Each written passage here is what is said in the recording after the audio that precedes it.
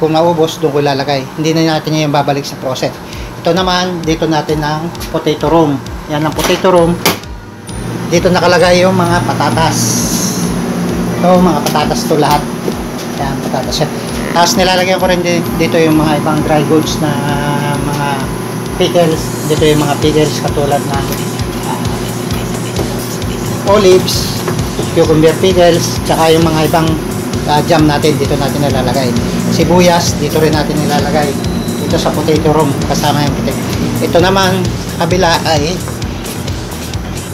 mga dry. So, ang mga dry, dito ang lahat ng mga klase ng mga ating seasoning, mga pasta, mga ingredients, katulad ng mga vinegar, soy sauce, tsaka mga biscuit, andito rin. Tsaka yung mga bigas, andito rin. Bigas, flour, at saka noodles, kape. Ito yung mga bigas, asukal, Milo, at saka yung mga iba-ibang klaseng kuha ng kape.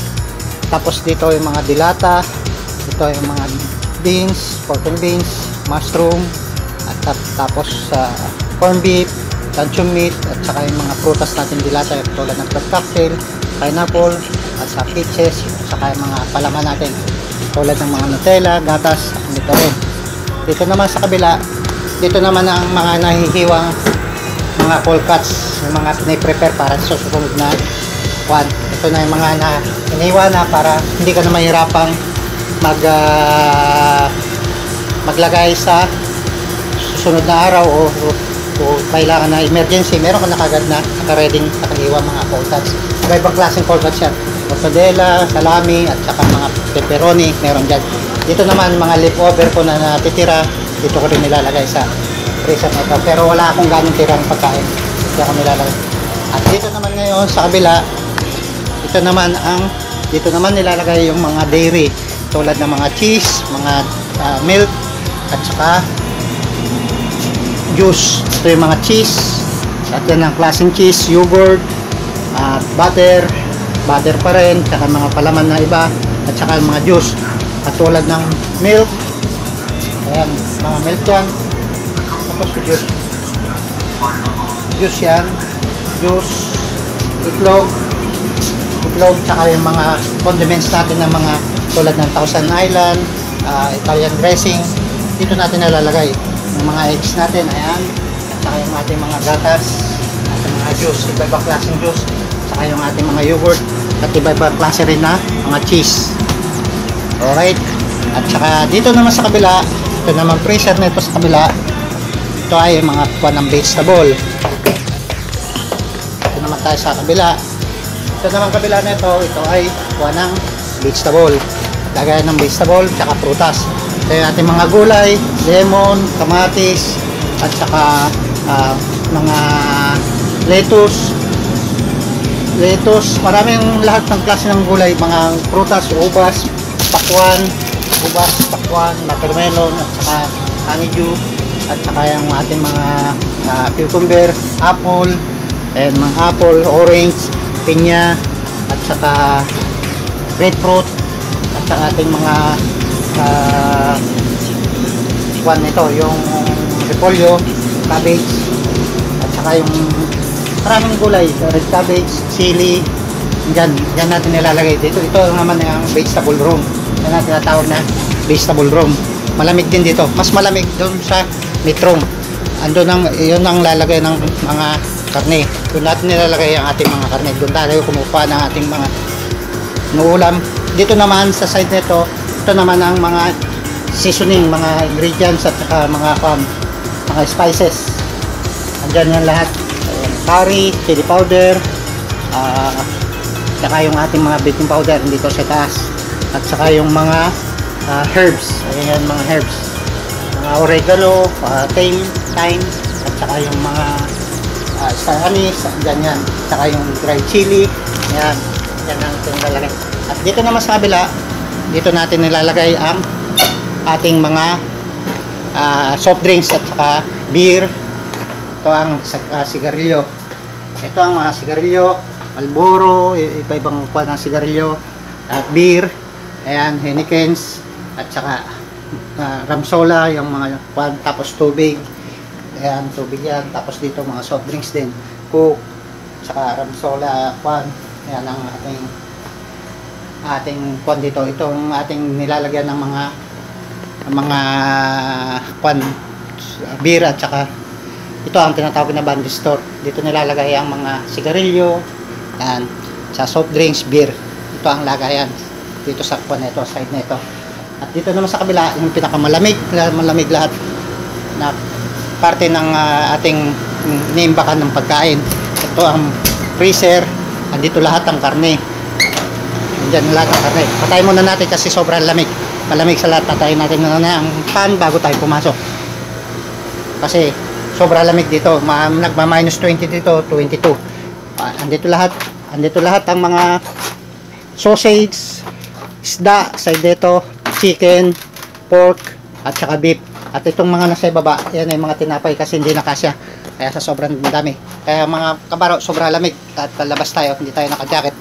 At malamig dito sa loob. Yan ang ating lagayan ng mga karne. Andyan yung mga chicken, beef, pork, at saka mga tinapay, at saka mga ice cream. Andyan din lahat. Kaya mga kabaro, kaya kung sa mga nagtatanong kung saan nilalagay at ini-stock ng ating mga pagkain sa barko, yan ang ating stockan. Meat room. Yan ang meat room. Ito naman ang mga dry. Dito ang vegetable room. Yan ang vegetable room.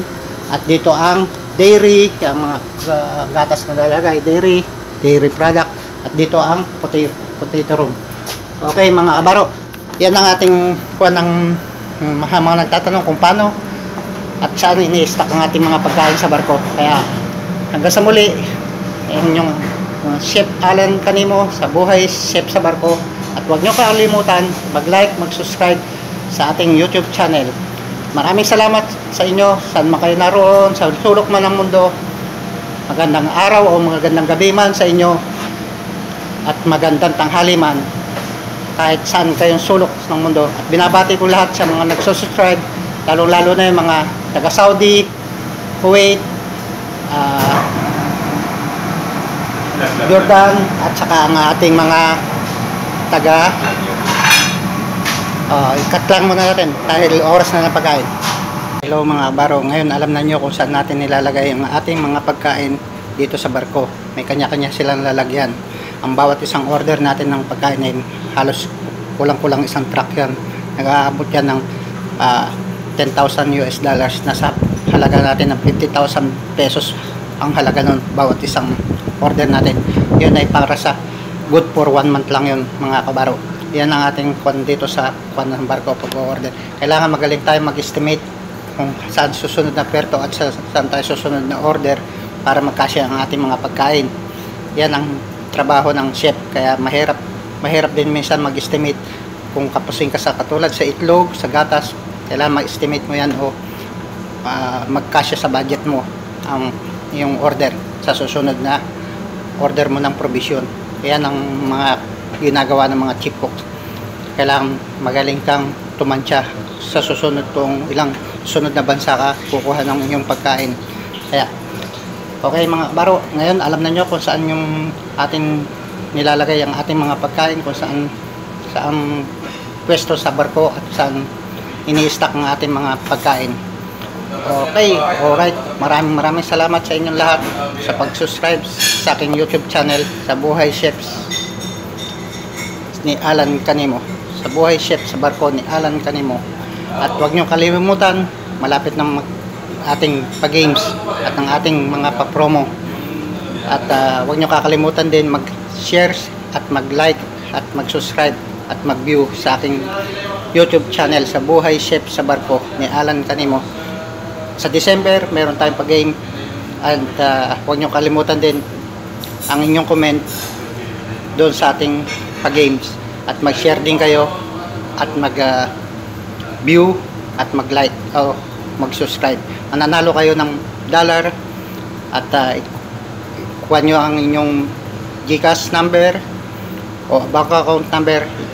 I-convert natin yung dollar na papalalunan nyo at i-send natin sa GCash o sa bank account nyo pagka kayo nanalo at napili sa ating pag-games ng Buhay Chef sa Barko ni Alan Canimo. At huwag kakalimutan mag-like at mag-share at mag-subscribe sa aking YouTube Buhay Chef sa Barko. Maraming salamat muli sa inyong lahat at sa mga nag-subscribe at sa ating mga kababayan na tumutulong sa ating pag-angat ng ating YouTube channel.